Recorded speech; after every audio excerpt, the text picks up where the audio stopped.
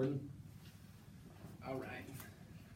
What's up, BAM fans? Episode 5 coming at you of the BAMCast here. I'm Coach Adam Gowker, Coach Jake Bamwert, and introduce yourself, Justin. My name is Justin Ridgell. I'm the Midwest Business Development Manager for Diamond Kinetics. So we appreciate you guys tuning in again.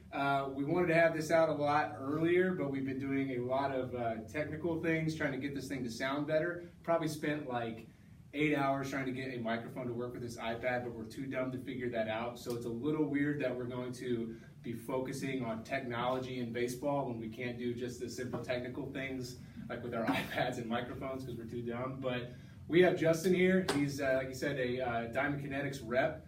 And he's here to talk about and introduce a little bit to us some key things in baseball, because baseball has become a very technological type thing. Baseball is a science. If you don't feel that way, you're probably really far behind. We'll talk about a lot of those things. I know Jake and I have the same mentality as far as those are concerned. But Justin's here to introduce, the Diamond Kinetics concept to you guys and talk baseball, talk technology, and why it's important. So, Justin, obviously, tell me a little about yourself. Tell me a little bit about Diamond Kinetics and why you're here. Yeah, so Diamond Kinetics is a data-driven analysis tool for now both pitching and hitting in the field of baseball and fast pitch. And so the original product was our swing tracker that measures 11 different metrics and was able to provide a 3D view of the swing. And so when I actually started with a company called Axon Sports, which has now their baseball and softball technology is a part of the Diamond Kinetics offering, and that focuses on pitch recognition in both baseball and fast pitch as well.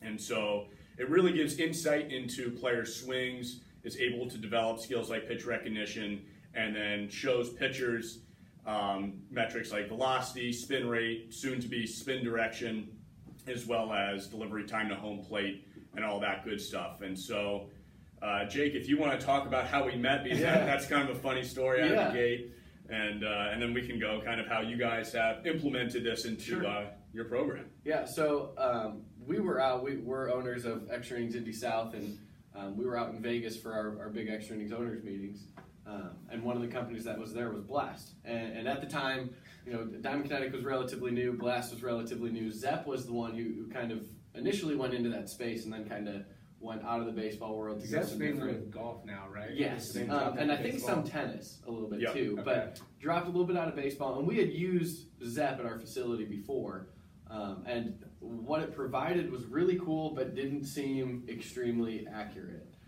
in a lot of senses. So, but the metrics were cool, and you could tell being able to show those things to kids helped with their understanding of their own swing to actually improve versus you just telling them what they need to do and them not knowing if it's actually working. So Blast was there, and we got into conversation with Blast about possible partnership and what that would look like. And I'm in the middle of a meeting with Blast about baseball academics, about BAM and what we are and who we are. And I get an email and I get a phone update, and I'm like, Diamond Kinetic? That's another one of these companies. I know nothing about it. They're not here. I wish they were.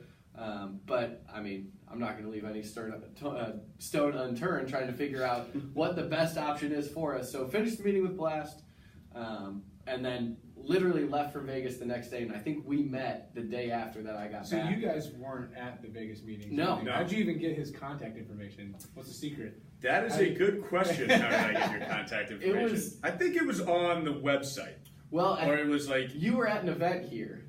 I remember this. You were at an event here, and you had asked the people at the event, the company that you were here for, which is a whole other story, of just information of teams that were high quality programs that focused on development and would actually utilize the tool. Because I think that's a big piece, is the tool is awesome, but not every program is a program that would utilize it. Right. And they gave you our info, and that's how you sent me an email, and it said in that email, like, hey, you're one of the 3 teams that these guys recommended, would love to at least see if it would work out. So I came back after asking this other company all of these questions and figuring out what it was, and cool system, cool program, and then we met, and the marriage of Axon, which would be awesome to talk about a little bit too, and Diamond Kinetics, and how we could track that and utilize it as a program, just blew everything out of the water from the other competitors and who we were looking at from both Zep from what we had before, and then Blast from what we were looking at. This was without a doubt our best option. So kind of funny how it all came full circle in a matter of 2 days. We didn't have any swing tracking partners at all, and then we had some options, and right. I felt like a pretty girl for the first time. I'm sorry. All the companies are fawning over you. Everybody was trying to. I feel like I do a pretty good job. You do. Pretty girl. You I do. apologize if I was laughing. Yeah, I started to get some attention. So that's how we met. Yeah. Like, I think that, like, obviously we're going to talk a lot about the ins and outs of Diamond Kinetics, of the swing tracker, of the pitch tracking and everything. But as we're releasing this out to a lot of people, I think before we convince people of the quality of the product, let's talk a little bit about just technology in baseball and why. Because Jake, as you know, as part of Bamfam, a big part of our push towards kids are the numbers within the game and playing the games within the game, and we get a ton of that from the analytics of baseball, from the studying, and we use technology. As far as us, the way we scout kids in travel ball, the way we scout kids in high school ball, we use a lot of things through technology to try to make us better. But I know that from the conventions we've been to meetings with people, there are still people that are on the fence about A, does technology matter? Like B, like do they even want to consider it? Like is it just annoying? Baseball is an old-timey type game. Like just play the game the way it's supposed to be played. Like a lot of people don't want to have anything to do with it. But in the Moneyball era of the major leagues, of everything, like let's talk a little bit in our minds why technology in baseball. And I mean, for one, for me, like I said, the scouting, the analytics, the way we are able to put kids in the right position, we do that all through studying the numbers. And technology for me makes that a lot easier. It does, and I guess one thing we should mention that we haven't gotten into in these yet is how baseball academics kind of came to be. That's probably a whole other podcast, but the name itself came from us working with Ned Yost, manager of the Royals, and a group of people on an app that was titled Baseball Academics. Right. Ned Yost Baseball Academics, which was an app that had 120,000 plays in there. You would log into your phone and choose your position, and it would spit plays at you. And you would say, okay, based on these variables, where are you throwing the ball in this play? And it marketed from 8 to minors in professional baseball from the different levels and variables that you could go to.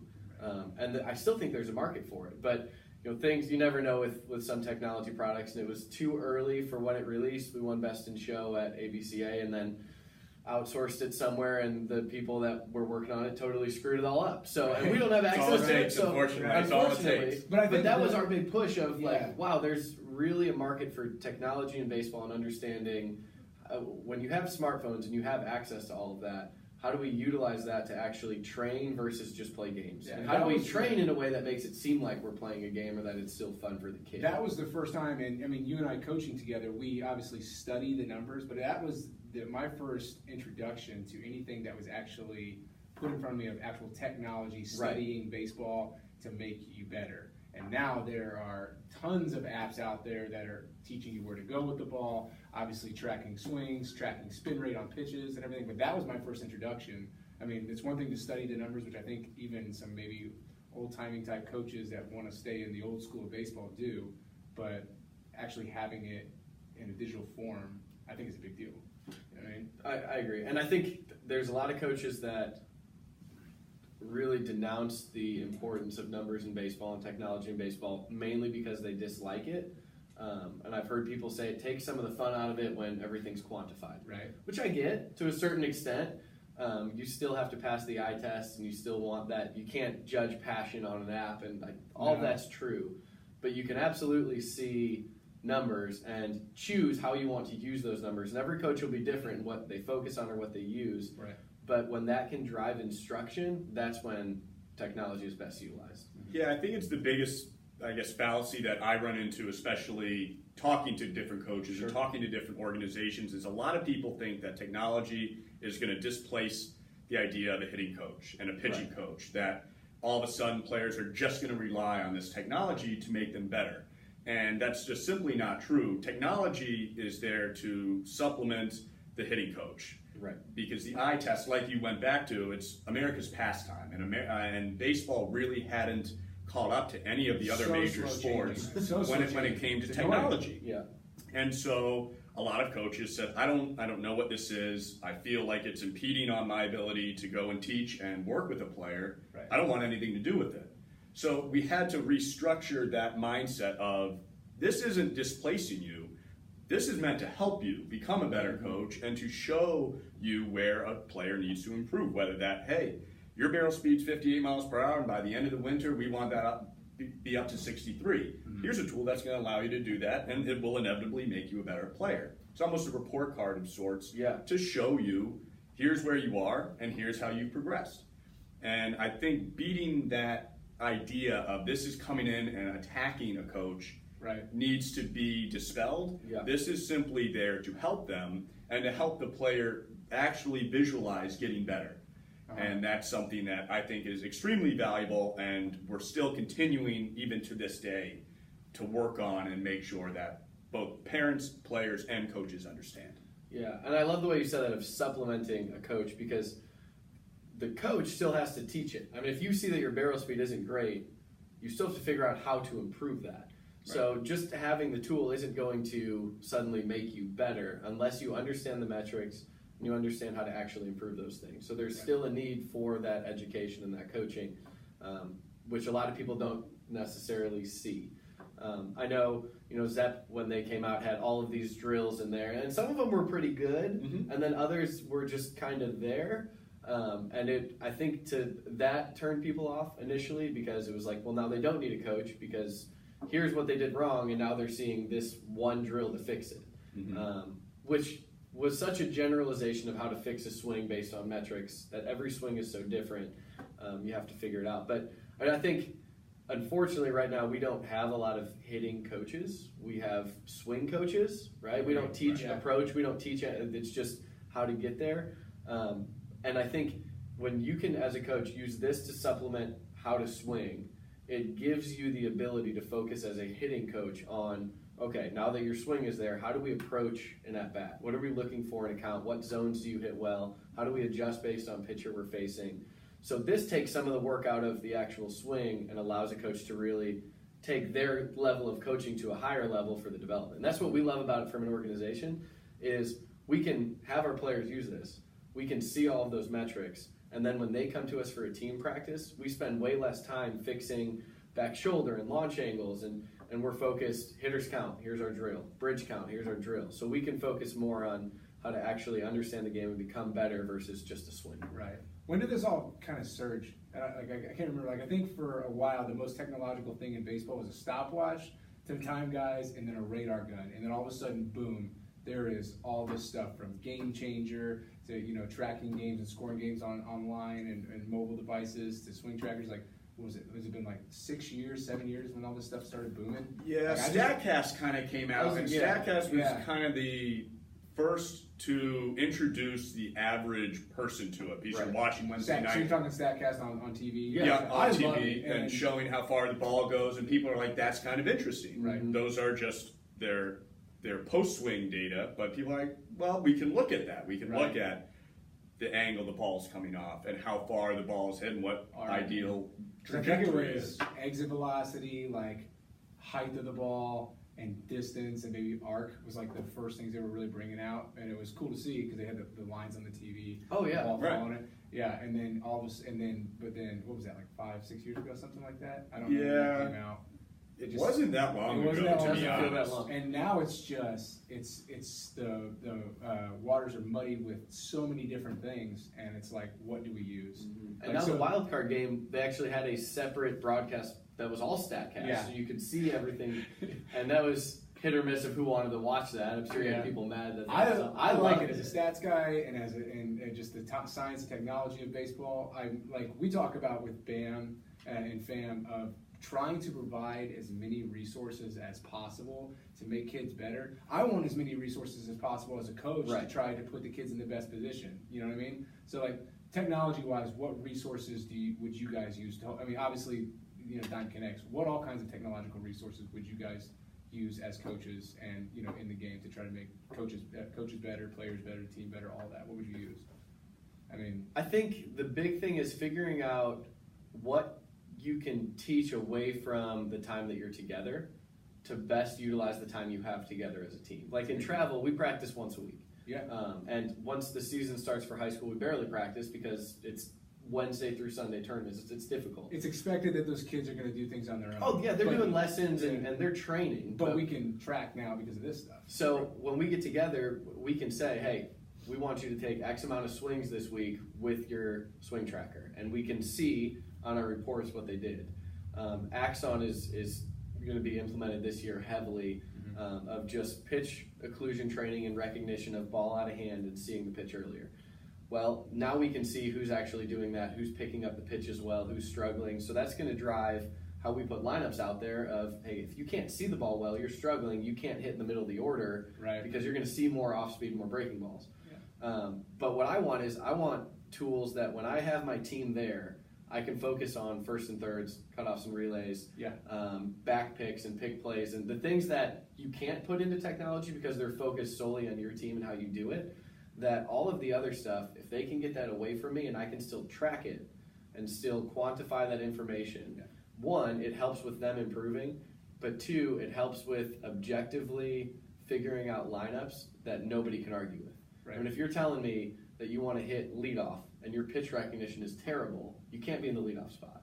Not going to as much. Right. If you're telling me that you want to be the shortstop, but Baseball Academics, the app is working, and you have no idea where to throw the ball, right, you probably can't play shortstop. So it gives us that information that when parents, and we know how that's gotten with some parents in the travel ball world, you hear it every day, but when parents and players are asking you why they're not playing, it's more than just, well, this kid looks like he's better. No, right, here's why. It's this, this, and this. It's objective versus being completely without providing batting average in comparison to from one kid to the other. You know, right. This is a better way to show them, like, this is, I like it when a kid comes up to me and says, like, not why am I not playing? What can I do to get to be playing? You know, how do I get better to be able to get playing? And this is a big deal. I mean, I know you touched on the ability to track kids that are outside, that we are away from. So how in the, like, I guess the Diamond Kinetic world are we able to do that as coaches? Yeah, I was going to say that's a big thing that a lot of players, parents, and coaches really don't understand and harp on, and I think really needs to be addressed is, like you said, you practice once a week. It's incumbent upon the player to want to get better outside of practice. Right. You just can't be with people all the time. And so to have the ability to take 300, 400 swings outside on your own, off a tee, come in here on off hours and come in and take swings in the cage, and then to be able to say, hey, coach, here's what my swings were. Is this what I should be doing? And if not, what can I be doing? Right. To go back to your question, Axon is a perfect example of what a player can do outside, that it's up to them. And it will, and it has shown to make you better. Yeah. It will improve your ability to recognize a pitch out of the hand. And that's not something that you're going to do in practice. No. That's something that you're going to go home on your own time and have the ability to do. Right. And it gets lost on a lot of kids because they don't, if baseball is out of sight, out of mind when you leave the practice facility, that, hey, you know what, I practice my hour and a half, I'm good, then that's a good way of stopping playing after high school. Right. You know, I mean, that's really it. Absolutely. Right. So our coaches are able to have an account, yes, and be able to see what their kids are doing away from that, as opposed to them just bringing it in in front of them. And so all the players have their own accounts, all under each individual coach. That's pretty cool. And you can go in and say, hey, coach, whether it be a text, whether it be a call, next time you come in, hey, I took some swings on Wednesday.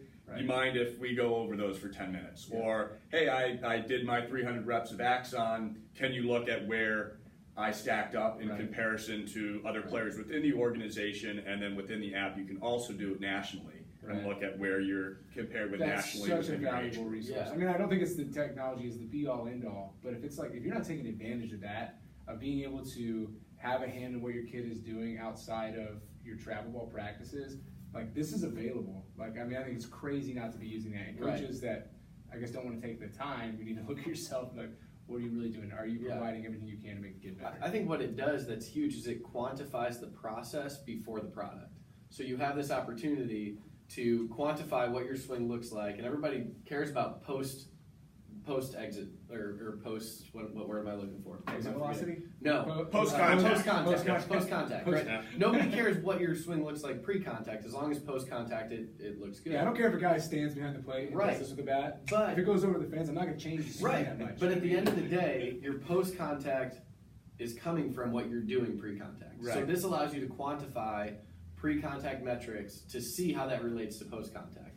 It allows us to quantify pitch recognition before you're in a game, and you actually have to utilize that in how you're addressing an at-bat. So for us, what we do is really cool, and I love that you guys do this, is we have leaderboards on our website. If you go to baseballacademicsmidwest.com, you'll see a leaderboard where you can see it gives you the top 5 in each statistical category for Diamond Kinetic for our organization. So you have players on there, and they're competing throughout the winter of trying to get on the boards and trying to get in those spots. And it's going to promote competition. Right. It's going to make them work away from you.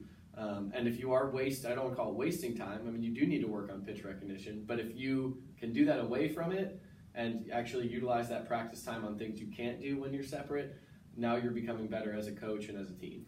Yeah, I think even to go back originally to numbers within the game, pitch recognition isn't something that is actually a number, right? It's a raw skill that needs to be developed, and it's an extremely hard thing to develop. And what I remember vividly, and what I think should have been harped on more, was I don't know if you guys remember, it was a Cubs-Cardinals game. I think it was a Wednesday night or Sunday night baseball game. I love your memory. And it's so good. And Matt Carpenter was talking with Alex Rodriguez when he was down in the tunnel.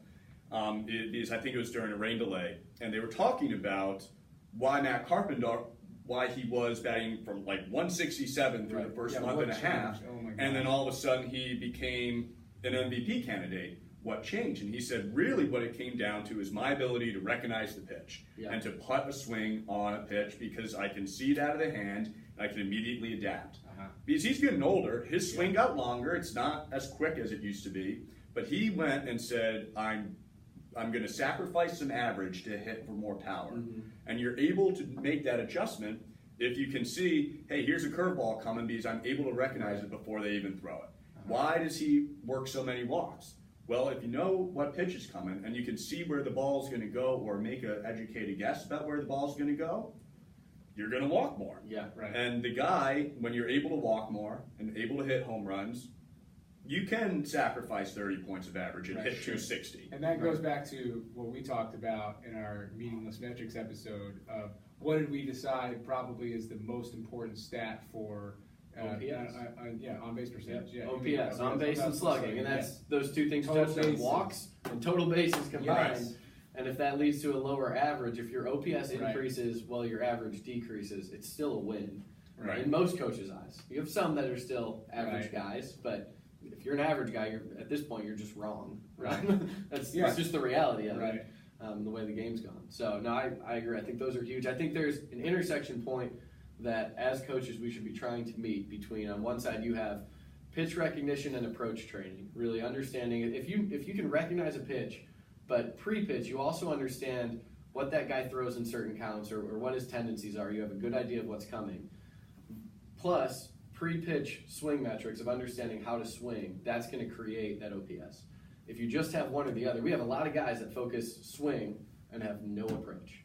So we struggle to hit. Or guys that are all approach, that's great, but if you know a fastball's coming, you get it in a zone that you can drive, but our swing is terrible, you're still just an average hitter at best. So you have to measure both, and that's why we focus or really call ourselves a 6-tool organization, because everything we do on that 6th tool, that mental training, we want to basically translate from mental capacity to physical skill and create that subconscious understanding of it. So you don't have to think about it. Subconscious. This helps you do that. Big deal. Big deal. I don't want anybody to think that there's a lot of your reason was quantify and metrics, and I'm sure to the people that think technology is silly in baseball, they're just turning this episode off right when we say those kinds of things, and they don't want to hear it. But like you said, the what was it you just said about the intuition on the field? Being able to do it without thinking about it is what we preach, but all the preparation going into it ahead of time is super important, and being able to use these resources to where it is just second nature on the field.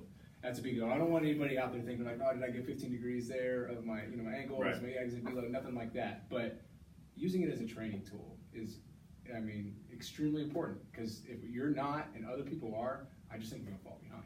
The biggest thing that I found actually, and maybe you can refute this, the biggest challenge that I have found in talking to coaches and players is the amount of players that do not take swings on their own. They simply don't do it. They only will take swings within practices, and then they go and do lessons, whatever right. they want to do. I remember when I was growing up, I was out there every single day working on the tee, even just fungoing, right. just taking swing after swing after swing. And I don't know how many swings I took because I didn't have something that right. was able to track that. Mm-hmm. But the more you swing, the better you're going to get. Now you have to be swinging correctly, sure. obviously. Okay, bad habits, yeah. But it's just getting players to swing on their own. And I honestly would put it at 10 to 15% of players actively swing on their own outside of a practice. You think that this kind of a thing promotes them doing that, though? I think so. Because we showed it too, they get kind of excited about it. I don't know if it's the attention of, I can see my swing on a tablet, but they seem to enjoy it more when it's just not seeing the ball exit the tee, because that can get kind of monotonous and boring. And I get why some people, the greatest players in the world get past that boringness. I'm just hitting off of a tee, but this brings an extra sure. aspect to it for sure. Right. I think it makes it more. And it's also I just don't think that it's touched on enough. You need to go out and swing right. outside of it. You got to go out and right. train. It's like, hey, I want to put on 10 pounds of muscle over the winter, but I'm going to go to the gym once a week. It's right. just not going to happen. Right. No matter how well you're doing in the gym, the one day a week. And I think it's a mentality it's an organizational mentality, but it also the player needs to want to do it. And I think this gives them an ability to say, hey, look, my coaches are going to be seeing whether or not I'm swinging or not. Right. And when you go and say, hey, we need 500 swings a week, because when you can look back and say, I would be willing to bet somebody that took 10,000 swings over the off season is going to be in better shape to go than somebody who took 2,000 swings. Right. It's just going through it, and it's subconscious. Like you said, when you're taking 10,000 swings, come to springtime, you're going to be on. Yeah. Because I can tell you the biggest challenge that I run into in the Midwest and did run into in the Northeast is we don't get the field time. We don't right. get 40, 50 games during the spring and the summer. We start in mid-May. Yeah, and when we play teams from the South that get to play year-round, it's noticeable. Yeah. You can tell. Yeah, because they're taking swings for months. Yeah. And so this allows you to say, hey, you know what? I got to go and take swings, because guess what? The guy in Georgia who's out there outside taking hacks all the time because they have the ability to do that, that guy is going to play against you, and you're going to have to be prepared to face that guy. Right. I think it's kind of cool to look at it from that sense too, where you have a regular player, and when they get this, I think the first few rounds they swing, they look. They're like, how was that one? They swing, they look. And then you start to feel in your swing, you start to guess. That's like step 2. You're like, oh, that my time to impact improved. I felt quicker. Mm-hmm. And then they're just taking rounds and looking back at them after. And that's where we want players to get is it's not meant, ideally, for you to swing and look after every one. It's take a round, look at your averages, look at where you're getting to, and overall improvements over time. Mm-hmm. But I think our numbers are probably higher than 10 to 15% that are taking swings. I do think they're way lower than we want them to be, because as much as technology in baseball is cool, there's technology everywhere else too. Right. Yeah. And we're fighting Fortnite and all of those things that probably shouldn't be a big Instagram, deal. Twitter, Facebook, all of that. Probably shouldn't be a big deal that we have to fight against, but it is in today's culture. So when they go home, they feel like they've done baseball and now it's their time to do something else. Right. But the nice part is, and we tell our kids this throughout the season, is if you play here and we utilize these things, you have the best tryout. And that's a year to prove to us that you belong to be on the team again. Mm-hmm. And some of that's going to come from what's your work ethic, what are your swing totals. We get a lot of people that ask, how much do you have people sign in at practices and you have them do this and the optional stuff. And we have a sign-in sheet mainly to track as a facility, but at the end of the day, if you're taking 10,000 swings versus 1,000, even if you don't have one of these, you're going to get better. So all of that's going to be shown on the field when you get to the spring anyway. You're going to know who's worked and who hasn't. This just gives you a way to compete in the middle of that with some friends or whatever that is, while also seeing and being able to actually track objectively what's improving and what areas you need to work on, versus just taking random swings. But for sure. Like, and when thinking about like things like the swing tracker, a lot of people that are just now getting introduced to technology in baseball, I think they're finding out that it's a lot. It's hard to become fluent in what exactly is going on. Justin, in your mind, like if someone's going to be using the Diamond Kinetics swing tracker, what are just like the first few things they should maybe be focusing on? Because I mean, we've had it for 2 years now. 2 years. 2 years now, and I still feel like I'm not fluent in everything that this thing can do.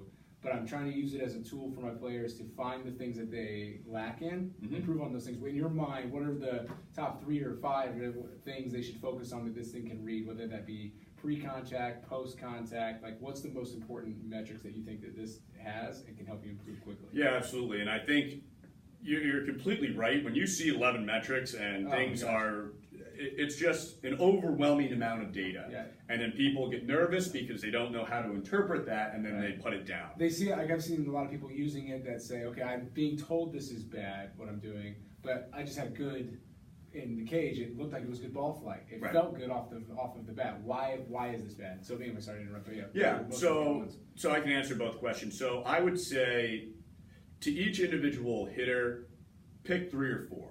So to me, barrel speed, distance in the zone, approach angle are the 3 critical ones, because I think it's easily understood. Barrel speed, how quickly your barrel's moving through the zone. Distance in the zone is how many inches your barrel's in the zone to be able to hit a ball fair down, if you're a righty, down the right field line to the left field line. And then approach angle is what angle is your barrel coming to make contact with the baseball. Pretty self-explanatory, and that gives you really good insight into your swings. Is that what as far as you know, like maybe the higher caliber hitting coaches that you've spoken to at higher levels, are those the ones that they're focusing on a lot when they use this? Yeah, so a lot of our collegiate partners, teams like Clemson, Coastal Carolina, Louisville, all of them look at typically 2 to 3 metrics. Depending on their hitting philosophy, approach angle and distance in the zone are the 2 big ones. If you can improve your distance in the zone, and you're in the zone longer, you're going to generate at least more contact at the very least. A lot more room for error. If you're in the hitting zone and immediately out of the hitting zone, you've got a small window of proper good contact that you can get to. Timing's got to be perfect. I mean, angle's got to be perfect. But if you're in and out, like you said, but through the hitting zone is a big deal, and I think this can obviously tell you that. And that's the 4th one I like is time to impact. Triggered impact, Triggered impact, because I think that gives you that plus distance in the zone, gives you that full picture of, okay, post load, how long is it taking you to get to that point, and then how long are you in there? So you're able to track, and what we preach with Bamfam is really this idea of short to long. Right? We want you short to the ball and long through it, a lot of margin for error on plane, so that we can create a lot of quality contact. And Yelich might be the best in baseball at doing that right now.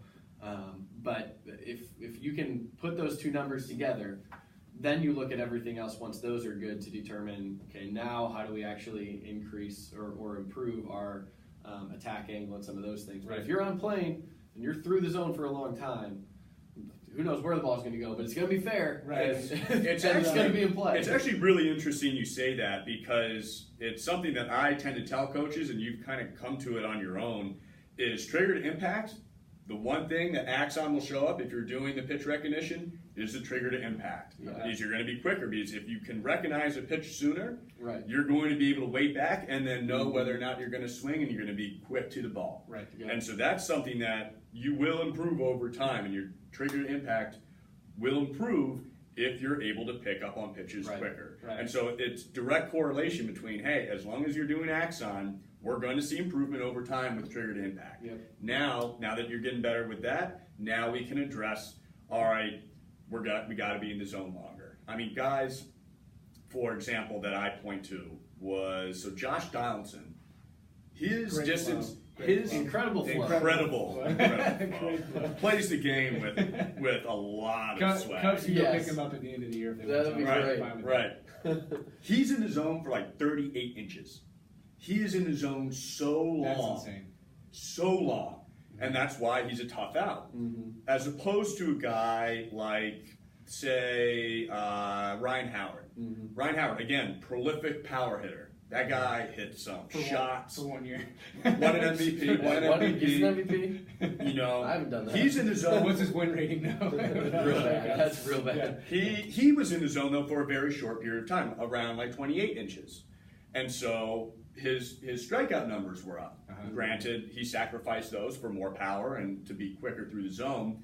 But it shows that those 10 inches, you could see that show up in the K rate and contact rate and balls in play. And the more balls you put in play, the higher chance that you have of getting those. Hawk Harrelson, who just retired the other day. That's a real shame. Called the Kansas City Specials. Every now and then, you just put the ball in play, you get a blue pit, and that helps. Because you'll run into those if you're in the zone for a lot longer. Is there anybody worse to listen to announce a baseball game than Hawk? No love for Hawk. No love for Hawk. I appreciated what he did for the White Sox. If the Cubs and White Sox played, I put it on mute because I can't even do it. I listen to the radio on my headset. Oh no! I can't watch it. It's so boring. Oh no! I thought he brought something different to the game. At least he was a self-described homer. The guy loves sports. Yeah, that's true. You know, he loved that team. Yes. You know, and he rode with that team for 35 years. That's a long. That's his problem. I don't. That's a long way to go. That's his problem. But yeah, so. And then there's an organizational thing. And so what I think makes DK a good fit with BAM is that you guys preach exactly what needs to help players get better. You need to go and use it. You need to utilize everything in the practices, but as well as off the field. Right. And it's on you. You know, I mean, you're not going to be there every single day. And I know when I pitched you the first time, I said, look, this stuff is great. It all is very helpful to the player, but it's on the organization to say, hey, you have to use it. Right. You have to utilize it. And to be honest, there's only a handful of organizations. I know down in St. Louis, the St. Louis Gamers do a really good job with it. Puma Baseball Academy up in Wisconsin, PBA, does a really good job with it because they stress the importance of this stuff. I mean, you're not just like, here you go and figure it out. Right. You guys say, hey, look, I want 300 swings a week and I want 300 axon reps a week. Right. They put in the time, you can go in and look at that, they get better, and that's why, especially the success that you guys have had as a young organization, that's what it takes to be able to grow and compete against the other partners like Team Elite down in Georgia. Sure. Right. I mean, they're a powerhouse. More, I guess, as a customer base, do you have more people that are using it as an individual using it, or more people using it that are tied to an organization that's tracking that stuff? We're more focused on the organizational approach. The difficulty, though, always is within organizations, you have to get coaches on board, because it's a top-down approach. It starts with the coach. Okay. We do have a lot of training academies that utilize it for lessons, a lot of individuals who want to just go out and practice with their dads. But I think you get a lot out of it from an organizational standpoint, especially one that's focused on getting the player better, because it gives kind of that second wind to the player of, I can go and talk to parents and players all I want about the importance of it. But then again, I work for the company. It makes sense. It needs to come from people within organizations, and they're kind of, if they buy into it and they say this is going to get you better and here's how we're going to use it, that's where players, I find, get a lot of instruction, because like I said, it's supplemental to instruction. So what would you say to the person that uses this on their own? Because on the back of these DK swing trackers, it says collect, analyze, and improve. We talked about how it collects it. We talked about how it analyzes it, but it's only worthwhile if you can improve upon it. The thing can obviously tell you what you're doing wrong. How do you go about improving those things that you're doing wrong? Yes, you need to get to a better angle here. How do I get to that better angle? Does this thing provide you with tips for that? Where do they go to, like I said, especially for the person that goes out, buys this thing online, goes to a store and buys it, uses it, sees the flaws in their swing. How do I get better now that this shows points? Absolutely. And so that's something that is always kind of talked about, and that's something that Zepp kind of did and that you touched on. They had the drills. We've always, as a company, wanted to stay away from teaching a hitting philosophy. That makes sense. Because there are so many out there. Right. I can't tell you. Some people say, hey, I want you to swing down on the ball. Some people say, hey, I want you to drop the back shoulder and kind of pull like a Justin Turner and hit the ball in the air, and that's all we want you to do. Some people want it right through and hit just line drives. Right. We've stayed away from it. I would look for the 3 metrics that I touched on, which is distance in the zone, barrel speed, and approach angle. So the ball is typically pitched in baseball at around a -6 degrees. It's coming down at you at -6 degrees. Okay. A typical fastball. So the idea would be for an approach angle, if you want to hit line drives, we say about 6 degrees to about 12 degrees. That's your line drive zone as an individual. Most individuals want to hit line drives. Like I touched on, the longer the distance in the zone, the better. That's something that you can change in your swing by just going out and saying, hey, you know what, I'm here all of a sudden, I have to start back here and get through the zone. And then barrel speed is just a quantifiable, hey, you know what, I'm at 58 and the average for my age group is 61. Looks like I'm going to have to go and do a couple more push-ups every night before bed. Right. It's like, I got to get stronger. That's something you mentioned that I think is a really cool piece to bring up is when you go in, you create your profile, you put age. And at the end of your round, you can see all your metrics, but you also see what percentile that ranks you for the average kids of that same age group. So you can see if you're in the top 10 percentile or 20th percentile, whatever that is. Right. So it's not just, hey, you're improving against yourself. You actually can see where you're at in comparison to others, which I think is huge for kids because everybody, I mean, if you tell a kid to just compete against himself, it's great in theory, but they want to also compete against other people. Right. So it gives you that idea of where you stand. I was addicted to it for probably 2 months when we got them to see if I could get my swing to a Division I college level. It's like I'm well past my prime at this point, but let's see if I can do that. My swing did drastically improve.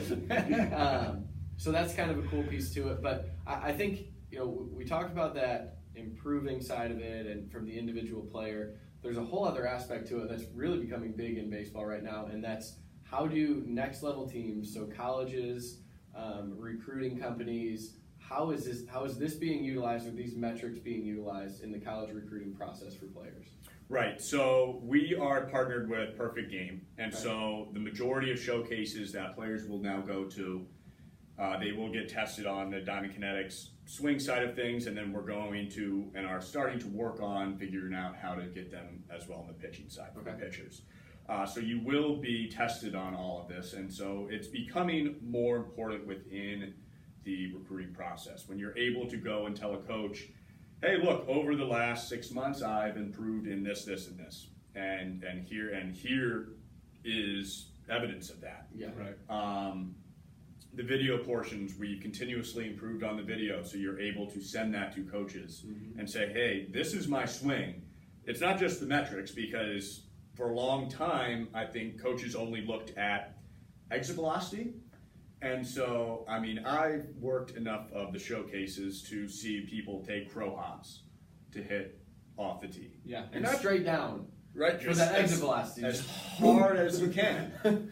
That's not indicative of anybody's talent. No. And so when you're able to go and say, here's what my swing looks like, here's what it related to, and you can see it on a profile. We have other partners like Sports Threads, Heart of Texas baseball tournaments. We have a lot of tournament operators that are now incorporating this technology in because, like you said, there was a romance with post-contact data, but that does you no good if you don't understand how you're getting that post-contact data.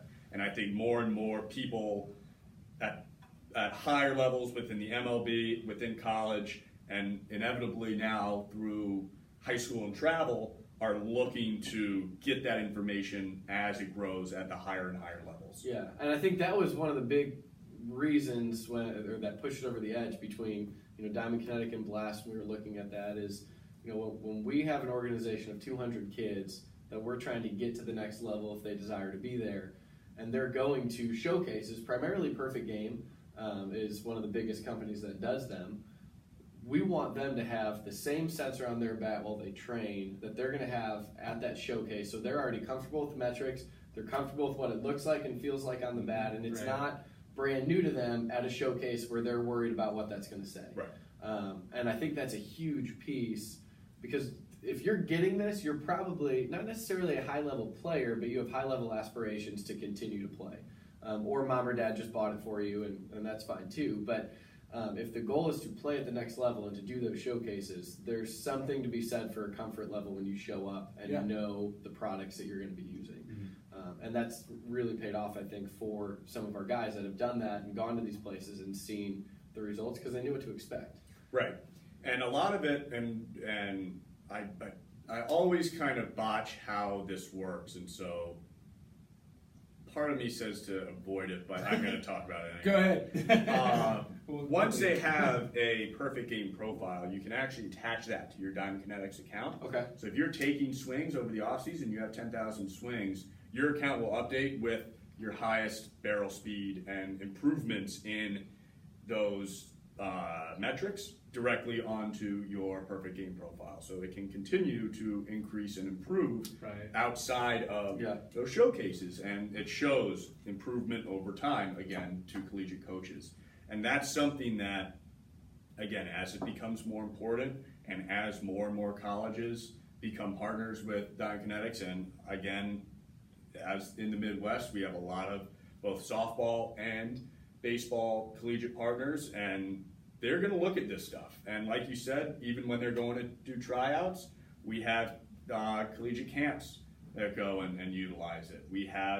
I've had coaches say, hey, you know what, we're going to come on, they're going to take a couple swings with your stuff, and 10 swings gives you a snapshot. So I always preach it's better to be comfortable with something than not to be kind of blindsided by it. Okay. And it's a big advantage for organizations that are able to utilize it because their players know exactly what they're walking into before they get there. Yeah. And that's a huge, it can't be understated how much of an advantage that is when players are like, I don't even know what this is measuring. I don't know how it feels on the bat. Right. They're confused by it, makes it nervous, as opposed to somebody who's just, I know this, I've taken 10,000 swings with this on my bat, boom, boom, boom, done. Yep, right. How actively are they using, I know these pitch trackers are relatively new, are they actively using those things to track spin rate and stuff like that? Are they doing those at showcases yet? So they do them at certain tournaments. Showcases where we're still trying to iron out how best to implement that because there's there's more moving pieces. You need catchers and stuff like that to really get the maximum effectiveness out of it. But it's something that is going to be slowly brought into more and more tournament or showcase operators. My guess is you'd see it more at collegiate programs because they're going to go and ask you, hey, we want to throw a 20-pitch, 25-pitch bullpen. Here you go, and we're going to track everything and be able to see that right in here. Yeah. It's no more of like, hey, it's nice to say, hey, I threw 92 in an email to a coach, and they don't see you, and they're like, well, now they have to hope that you throw it when they come out and look at you. Right. And you can take a snapshot of here's my last bullpen, here are my averages, here's my highest, here's my lowest of each pitch, individualized. Here's bullpen, here you go. Yeah. Now you're coming out to see it. And as a newer organization for us, some of the issues we run into on the recruiting side are just we're still developing those relationships with these programs. So organizations that have been around for 20, 30 years, those are better established. So one of the things we really focus on is winning the tie, which to us is, hey, if you're the same player from two different places, two different locations, and all of your physical skill looks the same, we're going to give these college coaches a sheet that has your score on your baseball academics final exam. That shows your actual baseball IQ or your bar score, that baseball academic rating, so that this coach knows out of those two players, I'm getting a smart, cerebral baseball player with the same skill. Because they might not see that playing a game. Same thing on this for the Perfect Game profiles. If they have the same swing metrics and they see this kid's taken 10 swings at this showcase, and this kid's taken 10,000 because he uses it outside of it. He doesn't know how many swings the first kid's taken total, but he knows that our kid is working. So when it comes down to that final push of who he's going to offer, right, most coaches want the kid that works hard. So we want to give them every reason to take those kids and push them over the edge. And these things do nothing but help that because they're able to track more of it. So I think that's a big piece that we look at, and some of the metrics that we like of it is just being able to put another tally mark next to the swing that we took or the pitch that we threw. And I know you and I have talked about this before, but from the pitching recruiting side, there's always this big push for velocity. But spin rate is so important, and you can be relatively average in velocity and be extremely effective based on spin rate. So we're excited for, and I know you've mentioned it, but it might be good to talk about it a little bit, just why is spin rate important, and what does that look like, or what's the plan for determining high and low spin rate based on age group like you have on the swing tracker for different age groups of swings? I think spin rates definitely new to where it's a big thing people are really focusing. People always talked about it a little bit, but focusing on improving spin rate has been a large focus for a lot of people. Spin rate now is what I think launch angle was 2-3 years ago. That makes sense. Okay. Kind of unknown. Not a lot of people know a lot about it or how to read it, so they kind of disregard it. And so I'm not even an expert on it. You know, what I say is, because we don't have spin rate splits for high school, middle school, even a lot of collegiate programs. I mean, because unless you have TrackMan or Rhapsodo, you couldn't get it before, and now this allows you to do it. Just now being able to track it regularly, so having a good sample size for the most successful guys out there, what is their spin rate? That's just now being a thing. Right. Well, in general, in the MLB, there's an interesting stat. If you remember, it's like 2 years ago, Nate Eovaldi was throwing, and his average fastball as a starting pitcher was like 98 miles an hour. But he was getting rocked, and nobody knew why. And they had the average MLB spin rates by pitch, and every pitch that he threw, he was dead middle across the major leagues. So guys with super high spin rates, they had figured out, had a really high fly ball percentage, because the ball gives the perception when it's spinning like that it's rising on you. Yeah, guy like Max Scherzer. Yeah, Scherzer's one. Guys with low spin rates, sinker ball guys, that ball feels like it's just toppling over itself slowly, and those guys get high ground ball rates. If you feel like somebody throws a heavy ball, that's a low spin rate and guy. That's Kyle Hendricks, for example. So guys in the middle, it's easier to square that ball up because it's not spinning enough that they get under it, and it's spinning too much that they don't get on top of it. Right. So figuring out, every summer you play a team and a kid's just super effective and he looks like he's pretty average, and you leave that game wondering, how did we not square this guy up? Right, guys throwing 82 mile per hour fastball with a changeup, and we can't barrel him up. We can't do it. Right. Yeah, we can't hit. So I think from the recruiting side, having a push for spin rate will be really cool, because there's guys from every organization that I think should probably go higher than they do based on effectiveness. But when you're solely looking at tools, this isn't one that's been able to be tracked for colleges to really quantify it and look at it in a way that's meaningful. I would love to know how important that is to a pitching coach or recruiter for a college. Like, if he can get that metric, is he excited about it, or does he really care? You know what I mean? I think in 5 years they'll be really excited about it. I think we're still new to it to figure out a lot of those pieces. Does correlation equal causation? Is that the reason that guy's getting hit because he doesn't have a high spin rate? I think we'll find out. So here's an interesting story, recruiting story, and I'm going to steal it from one of my coworkers. But he works directly with Coastal Carolina. And so a year after they won the national championship, there was a lefty who came in during one of their tryout days.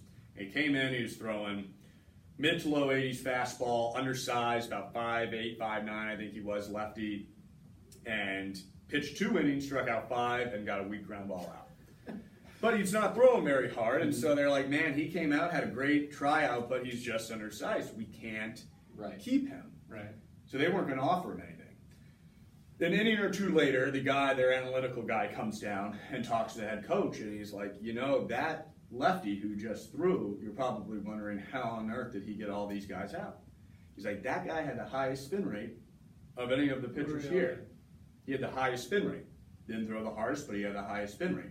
So he's like, all right, I'm going to do a little bit of research. So coach calls his high school. He's like, this guy, what's his record? How's he pitching? How's he look? Right. He's Like the guy is like 14-1, like 0.5 ERA. He doesn't throw hard. We have no idea how he gets out, but he gets all these people out. Right. Nobody can barrel him up. And so this undersized lefty who tried out for Coastal Carolina, who threw in the mid 80s, got an offer from the defending World Series champions. Right. All because, for all intents and purposes, he would have been overlooked. Undersized, not a lot of velocity, but because he had sharp spin rate and high spin rate on all his pitches, he was able to be very, very effective and get outs. Right. And we have a guy like that. Who is that in 4 years? Right. I can't wait to do that. Well, we have a guy like that just graduated from the program, Chase Gardner, and he is. Shout out to Chase Gardner. Shout out to Chase. Second in innings pitched in the program. He is first in ERA. It's like a 1.5 career ERA. He's 18-4 overall. And he has a high spin rate fastball, gets a ton of fly balls, and throws a knuckleball. So very low spin rate. So right, I would love to see if they tracked out a knuckleballers, like see who has a knuckleballer. That would be interesting. But when you're talking spread, people talk spread and velocity all the time. But when you talk spread and spin rate, and you have a high spin rate fastball and a almost no spin rate knuckleball, that's going to lead to a lot of effectiveness. And he's going through that college recruiting process right now, and we'll see where he ends up. But I wish that those were metrics that we could give to coaches and they were understood enough at this point, because I mean he'll be, no matter where he ends up, he's going to just get people out. He's going to be effective. No matter what. It's going to be surprising to whoever has to face him, of going like, really, like, right? Where did this come Whether from? he's a D3 or D1 guy, he's going to be effective in my mind, no matter where he goes, based on how he does it. Right. And I think what'll be cool with the ball is not only being able to track spin rate, that'll be great from the recruiting side, but how to manipulate spin rate. I mean, that's adding in a whole nother layer for pitching coaches to figure out. If you go into the season and you're throwing 82, you're not going to add a lot of velocity mid-season. So how do we manipulate grip and pronation and all of these factors in how we're throwing the ball to increase or decrease spin rate in order to improve effectiveness? Right. And even saying that sentence is like, we're living in 30-30 over here. Right. People are just trying to catch up once we get talking that. I know, right? So, but I'm a huge geek about that. So I think there's a lot of kids out there that are overlooked based on just physical stature or the eye test, where I hear people say all the time, stats are there to prove that your eyes are seeing it right. But I think really it's the opposite. When you can track these metrics, then you watch the result, and your eyes are proving what the stats are telling you. Right. If we do it the other way, we're going to continue to miss out on a lot of high-level players. I mean, not everybody can be Jordan Hicks out there. No. Watching that guy pitch is just like, he doesn't even need a thrown off-speed pitch. No. It was 103, built like a train. Doesn't matter. Just go out there. He could literally just tell everybody. Doesn't matter. Here you go. It's coming. It's coming. We know. Everybody knows. Still can't hit it. But here it comes. So I think there's a lot to that though. And now we're going to have the ability starting in November to do that even with the softball, and so it'll be slightly different metrics. We're still developing a lot that comes out of it. Really getting a lot of expertise knowledge from high-level professional and former collegiate softball pitchers on what do you want to see, very similar to what we did with the baseball. And so I'm really excited for that to come out. What kind of new metrics will the softball have? Like, what are they going to measure? Not completely Rise rate, is that sure yet. That'd be cool. Their spin rate will be on there. We're adding spin direction to the baseball, which will be interesting for off-speed pitches and obviously, any pitch. That will be, I'd imagine, in softball. I'm not sure if it'll necessarily come out once it's released, but it's something that we're going to be developing. It's going to be really, really cool. Right. And the one thing that softball does better than baseball is it has been very willing to accept technology into the game. Yes. Right. It has a much higher rate of introducing technology and looking at technology. Some of our greatest partners aren't actually too far from here. Ball State softball, Purdue, Fort Wayne, Evansville University, all use it. The swing tracker portion, and all are very excited for when this smart softball comes out, because it's just going to give you so much insight into pitchers, and they have more of a split between outfielders can pitch too. Right. And so, you know, you don't really want to go and buy 5,000, 10,000, 15,000 piece of technology for 4 pitcher onlys in softball. Right. But now you're going to be able to utilize this for a lot cheaper. Right. For all your players. Right, but I appreciate Diamond Kinetics saying they'll give us like 100 for free. Oh, of course. Yeah. You know, I mean, that was the stipulation of the podcast. the stipulation for our partnership, and this has nothing to do with actual metrics, but the big holdup on the contract being official was the bucket hats. Yeah. There was a guarantee. There was a guarantee of bucket hats. Yeah, there was, and they were Diamond Kinetic was on time, great for all of the product. But we were just sitting over here waiting on bucket hats for so long. Weren't BP jackets involved in that as well? I think they were initially, and we're still waiting on those. Those were optional. Maybe that's a year 3 option. I don't know, but yeah. So we eventually came through. They came through. We got them. We got them. And then they brought pop sockets today in place of BP jackets. I think that's a fair trade. Yeah, you know what? That's fine. I didn't get one of those yet. I'm a little upset about it. You'll get them. They're over. We got plenty of them. This might turn into a 2-parter. I'm not really sure. We'll see how long it goes. But I think there's 2 main things we haven't touched on that we probably should in regards to DK. And one is hit tracks integration. I think is a really cool piece for facilities and for players who have a hit track somewhere near them.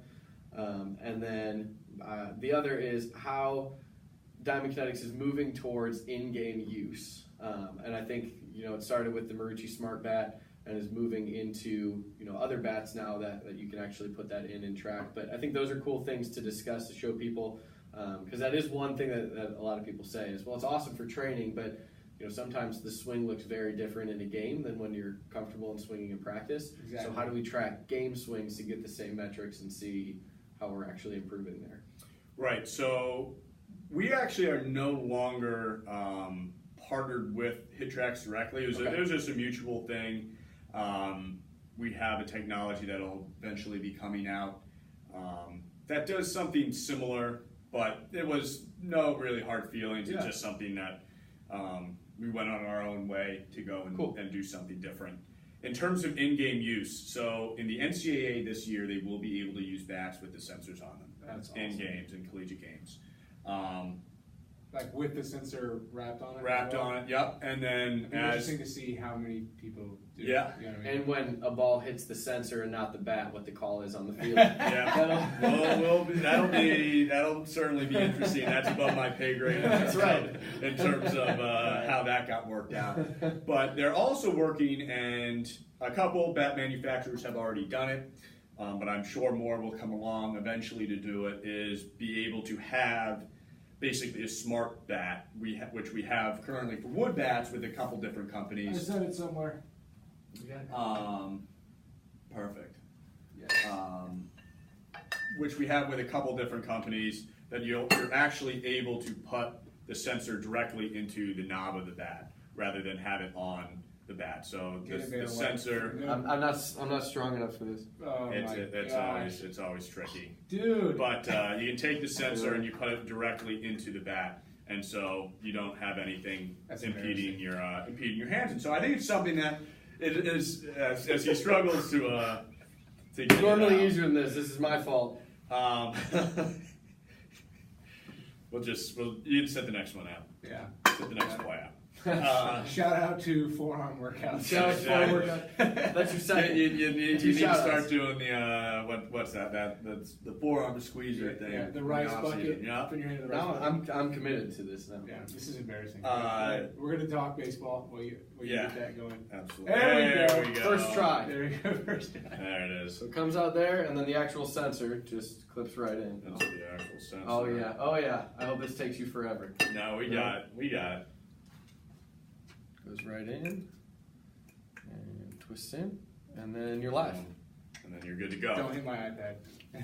And so we have a couple wood bat manufacturers that do it, and then eventually we're going to move into the metal bat space as well. Nice. And so that's exciting. It just makes everything easier from primarily in-game use. Primarily in-game use. Right. But just even for practice, it's always easier to just have a couple passes and just boom and be ready to go. And so I'm excited to see how the NCAA softball does it, and then hopefully we're going to have baseball within the next season or two. I can't wait to watch that in college ball. That's so cool. If you've ever watched the Perfect Game All-American game, you've seen them on there, and you see the different color in the green, and I know I've gotten texts from people wondering what it was, and that was with the partnership with Perfect Game and utilizing that technology. So kind of cool to see that. Well, I think there are things we need to touch on, and that's the Conor McGregor Khabib fight. Also, complaining about our Cubs being beat, and predictions as far as what's going to happen the rest of the year for baseball. So I'm not ready to be done. We can talk about that. This will be a two-parter. We can drop those later. So, so appreciate you guys tuning in. I'm glad to be back after a little hiatus there. So this is giving me a little headache talking about this stuff. But technology in baseball is important. I feel like if you're just slacking and don't want to jump on board, you're going to be late to the game and be even further behind as this thing goes. I don't think there's anything stopping it. I just think it's beneficial. I mean, providing yourself with all the resources possible is a big deal. If you're not, then like I said, falling behind. We're going to put this out on our Facebook, Instagram, and other social medias as well. Justin, we appreciate you being here. Yeah, thanks for having me. Yeah. And if anybody has any questions regarding the product, I mean, both Adam and Jake are very knowledgeable about Diamond Kinetics at this point. And if you have any other questions, you can just visit diamondkinetics.com. And you can ask a question, and that gets either referred to me, depending on where you are in the country, or to anybody else in my position, and we'd be more than willing to answer all your questions. Right. So we're going to put this on YouTube and Facebook, and like I said, there's a lot of hot topics about technology. Ask questions if we didn't touch on something within this technological portion. If you have questions about the DK sensor, put them on there. Jake and I will answer. Justin might answer as well. And let's get the conversation going as well. We have these at Extra Innings Indy South. If you want to come check one out, happy to let you guys test them out. But again, check us out on Facebook, Baseball Academics Midwest. And we have to let Justin end with our new ending. Oh, that's right. We're excited about this. Yeah. We call our top teams for BAM our BAM signature teams. And we just got our new BAM chairs in. So we now have a signature chair for the BAMCast, and every guest we have will sign the chair and leave their signature. So Justin is our first signature on the chair. We'll bring it retroactive. We'll let those other guys do it, but we'll get Justin to sign the chair, and then we'll sign off here. So thanks for watching. Right on. Where's the chair at? He's sitting in it. You're sitting in the chair? Absolutely. You ruined my signature. Do you want blue or do you want black? We're gonna go black. Black. Anywhere you want on that chair. Check these things out, man. It's so insane. We'll hold it up for him to see. Oh, you're taking up the whole chair. That's a pretty good signature. That's high quality. There you go. Pretty impressed. Follow us on YouTube. Signature chair. Baseball Academics / Fastpick Academics.